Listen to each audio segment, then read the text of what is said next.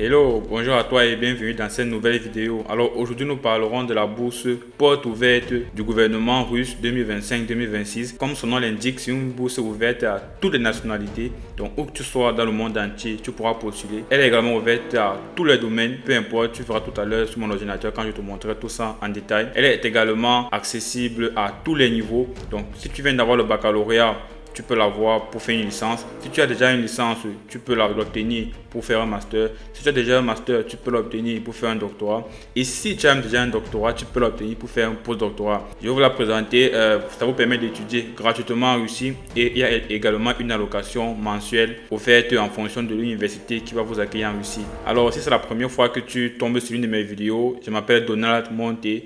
Donc, j'étais boursier IDEX en 2023. À l'Université Paris-Saclay. Et aujourd'hui, sur cette chaîne, je vous partage des opportunités de bourse à l'étranger. Il y en a énormément, plus de 60 rien qu'en France. Donc, reste scotché, abonne-toi à la page ou à la chaîne YouTube si tu ne veux pas rater les différentes opportunités qui viendront dès ce mois d'octobre en particulier. Et également, nous avons une chaîne WhatsApp dans laquelle je partage régulièrement les informations concernant les bourses d'études où je donne des petits conseils, etc. Donc, si tu souhaites avoir cet accompagnement-là, rejoins-nous dans la chaîne WhatsApp pour ne rien manquer. Et une fois de plus, like la vidéo si elle t'a plu, abonne-toi et on se retrouve derrière mon écran tout de suite pour que je te présente cette bourse d'études du gouvernement russe. C'est parti. Bien, nous nous retrouvons sur le site donc, de la bourse Open Doors, donc porte ouverte. Là, il donne le temps qu'il reste pour postuler à la bourse, donc 61 jours. Apply now. Donc, ici, on ira tout à l'heure. Je vais mettre ça dans un autre onglet. Alors, commençons. Donc, à partir d'ici, je vais traduire en français pour que ce soit plus rapide. Ok, donc admission à un programme sans frais de scolarité dans votre domaine dans l'une des 24 universités suisses. Voilà, donc la participation se fait entièrement en ligne. Il y a une grande variété de domaines, donc de la biotechnologie, médecine, intelligence artificielle, l'ingénierie, les affaires, les sciences politiques et bien d'autres. Ok, donc vous voyez là, ce sont les différents domaines. Vous voyez en mathématiques appliquées et intelligence artificielle, il y a la biologie, biotechnologie, entreprise de gestion, chimie et sciences des matériaux. Vous voyez la médecine. Il y a l'informatique, la science des données, sciences de la vie de la terre, économie, voilà, éducation, ingénierie, technologie, sciences physiques et technologiques, politique et études internationales, langue et culture russe, urbanisme et génie civil. Donc, vous voyez, il y a vraiment une très large gamme de domaines éligibles à cette bourse d'études. Alors, c'est quoi le calendrier? Alors, la bourse a ouvert le 1er septembre et la première phase va jusqu'au 16 novembre. Donc, la première phase, c'est quoi? C'est le remplissage du portefeuille. Donc, vous devez préparer un dossier, pardon, qui va rassembler un certain nombre de documents pour postuler à la première étape. Donc, nous verrons tout à l'heure dans la suite quels sont les documents en question. Une fois que vous avez fait votre portefeuille et créé votre compte sur la plateforme, je vous montrerai, vous devez passer un test d'entrée. Donc, ce qu'il faut savoir, c'est que la bourse Open Doors, c'est un concours vraiment international pour étudier en Russie. Donc, il y a des tests à faire. Bon, ils ne sont pas spécialement ultra difficiles. Par exemple, le test d'entrée, ce sont les QCM. Donc, vous devez faire le test d'entrée sur votre compte personnel. On dit tous les documents de recherche, certificats, récompenses et honneurs que vous avez jamais reçus sont utiles. Donc, dans votre portfolio, vous pouvez mettre les documents pour mettre en avant, en plus du test que vous allez faire, votre profil. Si vous avez eu des certificats d'honneur ou de félicitations, vous devez mettre, si vous avez participé à une compétition, vous avez eu un prix, bref. Tout ce qui peut mettre en valeur votre dossier, vous devez le mettre pour augmenter vos chances de passer la première étape. Voyons, je vais inclure toute légalisation dans le domaine considéré dans votre portefeuille afin d'accroître vos chances de succès. La structure du portefeuille est unifiée pour tous les documents et domaines d'activité. Voilà, donc vous avez jusqu'au 16 novembre pour faire cette première étape. Et après la première étape, donc, les résultats vont sortir le 28 novembre pour la première étape. Et après ça, vous passerez à la deuxième étape du 28 novembre au 1er décembre 2025. Donc, la deuxième étape consiste à passer toujours un deuxième test. Pardon. La bourse vous aide en vous mettant sur le site web voilà, des samples, donc des tests, en fait, des tests types, des examens types, une épreuve type pour vous préparer au vrai concours que vous allez faire après à l'épreuve. Donc, ça, c'est très utile. Et pour ceux qui postulent en licence, master, la bourse s'arrête à cette deuxième étape. Donc, après cette deuxième étape, vous avez les résultats définitifs. Donc, nous allons y revenir tout de suite. Par exemple, si j'ouvre sciences physiques et technologiques, vous voyez là, il y a Demo Version donc, pour la licence. Et ici, c'est le programme. On va regarder les deux. Par exemple, ici, c'est la démo. Donc, si j'ouvre, vous voyez le genre de questions qu'on pose. Mais voilà, ce sont des QCM comme ça. C'est pas forcément très difficile. Là, c'est un peu ce niveau terminal. Donc, vous voyez, ce sont des questions simples de niveau terminal en physique. Donc, voilà, pour chaque domaine, vous avez cette démo que vous pourrez consulter. Et ici, ce sont les sujets. Donc, vous voyez, on parle de physique, applied mathematics en physique, électronique, instrument engineering. Donc, voilà, et pour chaque domaine, on explique un peu les grandes thématiques. Vous voyez, ici, par exemple, en physique, on dit la cinématique. Vous devez réviser ces notions-ci. Il y a la dynamique, il y a la statique, il y a la conservation des lois mécaniques, etc., etc. Donc, vous voyez, vous avez le programme de la bourse et vous avez une démo pour vous entraîner. Vous pouvez faire ça pour le domaine qui vous intéresse et avoir les informations. Donc, si nous revenons en arrière et que nous allons un peu plus bas, il y a un ensemble de questions-réponses en fait. Donc ici, il y a les questions courantes, il y a les questions pour la première étape, les questions pour la deuxième étape, la question pour la troisième étape.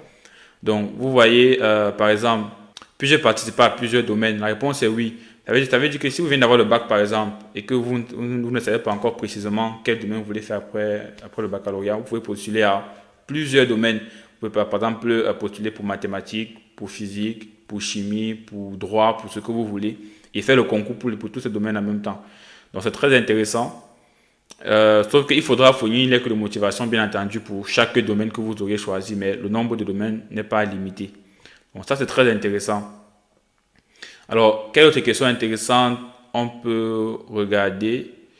Par exemple, là, c'est devoir payer un droit de scolarité. Voilà, on dit vos frais de scolarité sont payés par le gouvernement de la Fédération de Russie. Mais on dit vous serez responsable de la prise en charge des frais de voyage et d'hébergement, de l'assurance et des frais personnels. Voilà, donc c'est une bourse en quelque sorte partielle. Donc les frais de scolarité sont entièrement pris en charge. Maintenant, après, vous avez quand même une allocation mensuelle qu'on vous donne. Maintenant, le prix n'est pas spécifiquement mentionné. Donc ça aussi, c'est à savoir. Je n'ai aucune idée de combien est-ce qu'on donne concrètement par mois pour les autres charges. Vous voyez, ici, combien coûte l'allocation mensuelle? Il dit le montant varie en fonction de l'université. Donc, pour plus amples informations, veuillez contacter l'université qui vous intéresse. Voilà. Donc voilà. Donc, puis-je travailler pendant mes études? On dit oui, vous pouvez travailler à distance ou en personne et vous n'avez pas besoin d'obtenir un permis de travail pour un emploi en Russie. Voilà, donc, vous voyez, la bourse peut-être n'est pas totale, mais vous pouvez travailler pendant vos études, peut-être le week-end, avoir des jobs étudiants sans avoir besoin d'un permis spécifique de travail. Donc, ça aussi, c'est intéressant. Dans quelle langue vais-je étudier? Donc, ici, on vous dit, les universités proposent des programmes d'études en russe ou en anglais. Et la disponibilité dépend de l'université exacte. Voilà, donc, ça peut être en russe ou en anglais. Maintenant, si le programme que vous choisissez n'est disponible qu'en russe et que vous devez améliorer votre niveau de russe, vous pouvez commencer vos études avec le cours de langue préparatoire d'1 an à l'université. Voilà, avec le support sécurisé du programme d'études en russe pour l'année universitaire suivante. Donc, si le programme que vous voulez choisir en russe, vous pouvez prendre 1 an pour apprendre le russe. Donc voilà quelques questions générales que les gens se posent. Maintenant, on peut regarder les questions par rapport à la première étape. Voilà. Donc, de quel document faudra-t-il pour la première étape? Donc, on dit seule la lettre de motivation et la preuve du niveau d'éducation sont obligatoires pour la soumission du portefeuille. Donc, on dit bien obligatoire. Donc, vous devez soumettre une lettre de motivation pour chaque domaine choisi et une preuve du niveau d'études, d'éducation, par exemple, diplôme du bac, diplôme de licence, diplôme de master, ou les relevés de notes si le diplôme n'est pas encore disponible. Maintenant, à côté de ça, vous pouvez augmenter ce que vous voulez. Votre CV, augmenter, comme on a dit, des attestations de participation à des conférences, par exemple, à des séminaires. Si vous avez gagné des prix, des compétitions, si vous avez participé, tout ce qui peut étoffer votre dossier pour obtenir au final la bourse, vous pourriez augmenter ça. Quels sont les critères de notation du portefeuille? Par exemple, on dit les critères différents selon le domaine du sujet. Okay. Donc, le score maximum possible pour chaque catégorie de réussite est affiché sur le compte personnel d'un participant au moment où le portefeuille est rempli. Voilà. Donc, les critères de notation dépendent du domaine que vous avez choisi. Ok, donc, allons essayer de... Voilà, on va créer un compte. Vous voyez, je n'ai pas encore créé de compte. Donc, adresse mail, validé. On continue. Adresse mail mis, on dit langage de participation. Vous voyez, bon, soit russe, soit l'anglais. On dit l'anglais. Citizenship, donc votre nationalité. Voilà, par exemple, je suis camerounais. Donc, Cameroun, vous voyez, on demande d'entrer sur les informations valides. Vous voyez, first name, last name, vous entrez, date de naissance, sexe, vous mettez votre numéro de téléphone et vous devez renseigner également un mot de passe. Voilà, une fois que vous avez rempli tout ça, il y a un bouton qui va apparaître pour valider les informations. Et vous aurez créé votre compte Opendoor. Vous voyez, donc c'est simple de créer le compte. Une fois que le compte est créé, vous pourrez commencer à remplir votre portfolio sans problème, mettre les documents et passer le test d'entrée. Donc si vous souhaitez que je fasse une vidéo peut-être plus tard pour montrer cette deuxième étape, n'hésitez pas à me dire dans les commentaires. Si vous êtes nombreux à le demander, voilà, je trouverai le temps pour le faire sans souci. Voilà, c'est à peu près tout. Je voulais vous présenter cette bourse pour ceux qui sont étudiants en Russie. Voilà, il y a plusieurs domaines. Vous pouvez postuler dès le baccalauréat, donc c'est intéressant. Voilà, c'est ce que je voulais vous montrer concernant cette bourse d'études du gouvernement russe. Donc si ça vous a plu, n'hésitez pas à laisser un pouce bleu. Si vous souhaitez vous engager dans ces procédures ou pour une autre bourse, rejoignez la chaîne WhatsApp. Donc là, vous pourrez poser vos questions. Vous pourrez directement discuter avec moi si vous avez des difficultés, peut-être des problèmes de compréhension, etc. Donc, je serai là pour vous aider du mieux que je peux pour faire vos documents et pour postuler de la manière la plus sereine à tous les bourses d'études que je vous présenterai ici. Donc n'hésite pas à laisser un pouce bleu à la vidéo, abonne-toi, laisse un commentaire, partage, ça fait plaisir. C'est une manière d'encourager le travail que je fais ici. Et voilà, de donner un bon signal à YouTube, par exemple, de propulser la vidéo à d'autres personnes pour que la chaîne puisse grandir. Et je te dis donc à très bientôt pour une nouvelle vidéo. Ciao.